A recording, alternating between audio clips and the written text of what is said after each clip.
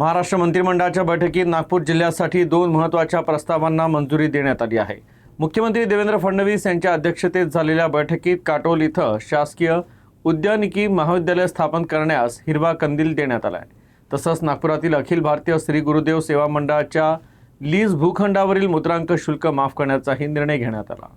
महाराष्ट्र सरकारने नागपूर जिल्ह्यातील काटोल इथे डॉक्टर पंजाबराव देशमुख कृषी विद्यापीठ अकोला संलग्न शासकीय उद्यानिकी महाविद्यालय स्थापन करण्यास मंजुरी दिली आहे। या महाविद्यालयाच्या माध्यमातून उद्यानिकी शिक्षण, संशोधन आणि आधुनिक कृषी तंत्रज्ञानाला चालना मिळणार आहे। दरवर्षी 120 विद्यार्थ्यांना प्रवेश देण्यात येणार असून 51 नियमित पदांसह आवश्यकतेनुसार कंत्राटी पदेही भरली जाणार आहेत।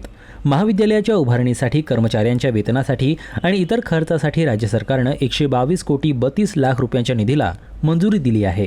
याच बैठकीत नागपूरच्या सुभाष रोड परिसरातील अखिल भारतीय श्री गुरुदेव सेवा मंडळाला देण्यात आलेल्या 18,340 चौरस फूट शासकीय लीज भूखंडाच्या नूतनीकरणासाठी लागणारे मुद्रांक शुल्क लोकहिताच्या दृष्टीनं माफ करण्याचा निर्णयही मंत्रिमंडळानं घेतला आहे। सन 1954 पासून कार्यरत असलेले अखिल भारतीय श्री गुरुदेव सेवा मंडळ राष्ट्रसंत तुकडोजी महाराज यांच्या विचारांचा प्रसार, ग्रामविकास, व्यसनमुक्ती, सर्व धर्मसमभाव आणि विविध जनकल्याणकारी उपक्रम राबवत आहे। या निर्णयामुळे संस्थेच्या सामाजिक आणि लोककल्याणाच्या कार्याला अधिक बळ मिळणार आहे।